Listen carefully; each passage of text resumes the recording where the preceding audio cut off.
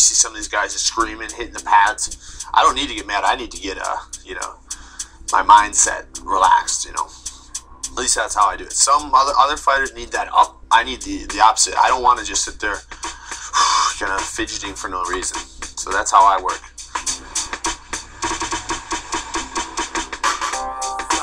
Love you too. Oh, is that on? Cut that out. Don't want everyone thinking I'm a slob. On fight day for me, it's kind of like a normal day, you know? Try to get a good night's sleep, have my usual breakfast, a bag of salmon, some omega-3s, some oats. Other than that, it's just about keeping your mind relaxed and, you know, visualizing kind of how the fight's going to go. And trying not to get too worked up because you want to save your energy for when you're locked in the cage with someone trying to beat you up. Slept great. Training was great. Fight's going to be great. All good.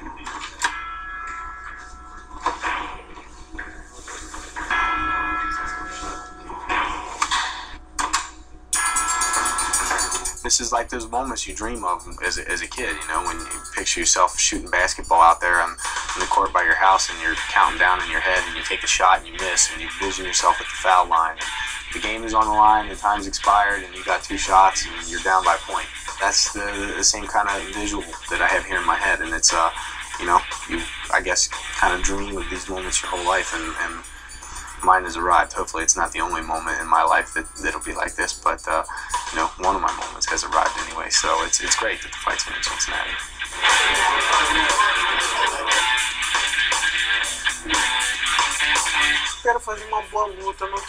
I'm not too concerned of what the fans are going to be thinking about or how they're going to be reacting.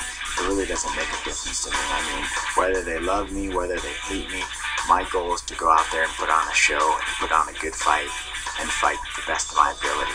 My goal is to go out there, win or lose, is to go out there and put on a good fight for the fans.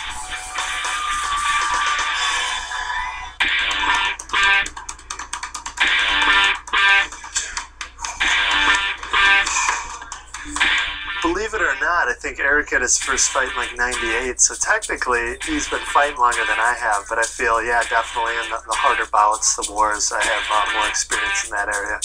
And, you know, I've been in the trenches in a couple fights, and it's something I'm comfortable with. And who knows, you know, he could rise to the occasion and, you know, be able to fight his ass off for 3 rounds. That's very possible, but I know I can, you know. We'll see if he can.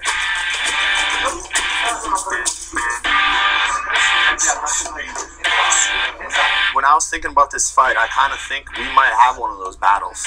You know what I mean? I have that stupid chin, and he's got a chin. We both go for, you know, nonstop. I'll just keep going. He's gonna keep going. We're gonna have one of those battles, and I kind of want to get that 3-round experience in. I want to be in there with a guy like that who's never gonna quit and just test it. It's gonna be awesome. I think it's gonna be the fight of the night.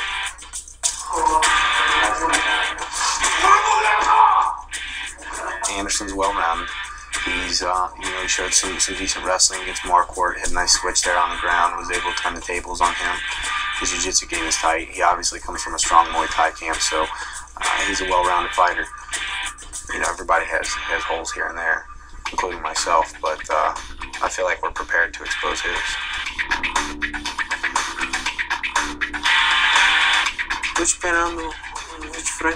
Rich Franklin, I definitely expect him to be a lot more aggressive.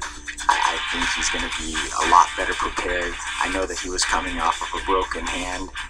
The last time we fought, it was his first fight since his hand healed. So there was a lot of things that he had against him. I think he's in a different situation now. He's got good ground skills, he's got good takedowns, and I believe he's one of the best, if not the best, strikers in this category. I think he's a very complete fighter, and it's going to be a great fight. 15 minutes of your life, right? Let's go, Cam. 15 minutes of your life. It's so cliched, but it's completely true. You're almost fighting for your team, you know what I mean? You have all that hard work those guys put in. You almost, you know, it's not even a bad way. It's on your shoulders in a good way. I mean, maybe it's more like they're part of your backbone, you know? It makes you tougher, makes you kind of have reason to go out there and kick some ass. It's completely positive to have all those guys part of your team, part of your almost emotional spirit there. So it's awesome. Walking out to the octagon, unfortunately, is the same feeling I got when I was a little kid walking out to the wrestling mat or to the taekwondo mat or to the amateur boxing ring or just about anything I've ever been in. It's the same, you know, you're kind of focused and, you know, you're ready to go to war. That's the only way I could put it. Getting the same feeling, similar feeling that soldiers got when they're storming the beaches, you know, like this is it, you know, I'm going to war. Down, down, down, down, down, down. That's it, down.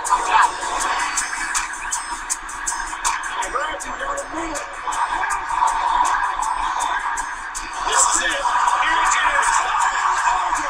Step back, fire, finishes the fight.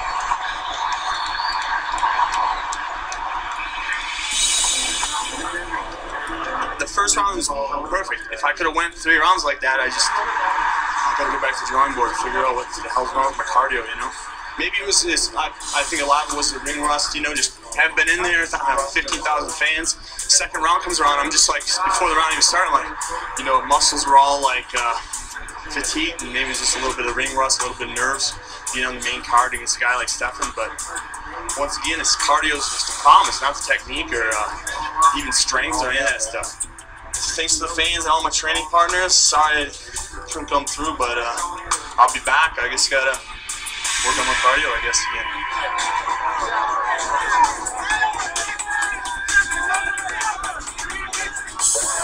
Hey, good elbow. Grab him some water. That's a good one. Duke showed me that.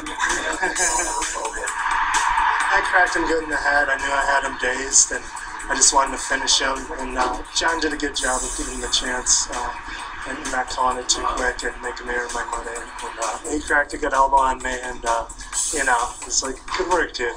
Good work. I worked a lot on defending the takedown, but he still got one. So, yeah, I was pissed down there. While I was down there, he was trying to choke me. You know, I got out of it, and you know, the plan was to kind of relax the first round and you know, let him work really hard and wear himself down. I think I got too relaxed. Love you guys. Thanks for everything, and hopefully next time you see me stand and bang a little more like you're used to seeing. Peço agora que o Senhor ilumine, Senhor, e abençoe e guie meus movimentos para que eu possa continuar esse trabalho durante o tempo que o Senhor permitir, Senhor. Que seja hoje, que seja sempre, que seja durante o tempo que o Senhor permitir, Pai. Muito obrigado. Amém. Nunca será!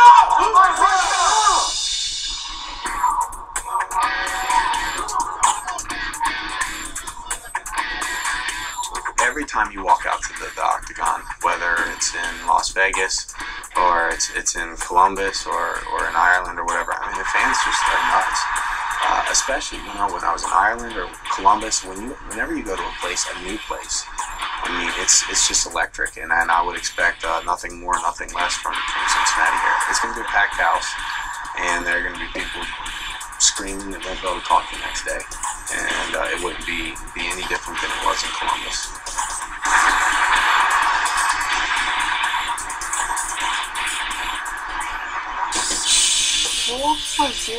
My goal is to put on a fight that the fans want to see, that the fans are going to be excited and cheering for it and make them get their money's worth. But with that being said, my game plan is what it always is. I'm going to take the fight as it comes, and look for him to make a mistake. And as soon as he makes a mistake, I'm going to capitalize on it. Whether it be in the clinch, whether it be laying down, standing up, on a knee, it doesn't really make a difference. I'm going to be looking for him to make a mistake. And as soon as he makes a mistake, I'm going to do my best to capitalize on it. So it's like a chess game. You move the wrong piece and checkmate. You ready? You ready? Let's get it on! Press against him, press against him. Take the breath and keep that position. Rich Franklin avoided the clinch and got the takedown. Silva trying to finish it here. Another knee. And down goes Franklin. And it is all over.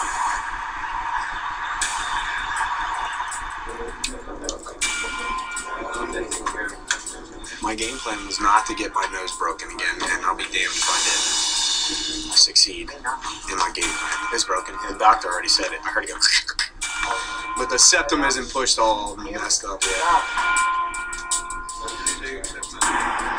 Anderson's a well-rounded guy, and he's got a lot of experience. Between his stand-up being so sharp and him being so well-rounded, I guess it really poses a problem. I think stylistically, it's just a bad matchup for me. Thanks, everybody. Cincinnati, sorry I let you down. And, thanks to the fans for coming out. And sorry I didn't succeed in hometown.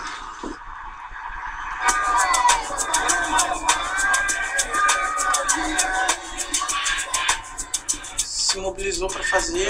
Every day at the office, I'd like to thank the fans, I'd like to thank the UFC, and I'm just going to work really hard to come back and keep giving you the same performance and just become better and better every time I come out.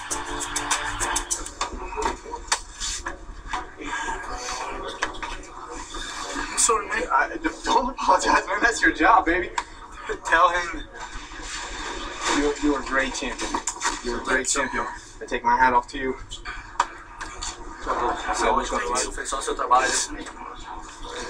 Thank you. And Tommy's an for coming to my hometown and beating me. Você idiota, vou vir na casa dele e quebrar ele. Eu devia isso a ele. Eu te devia isso. Eu te devia isso.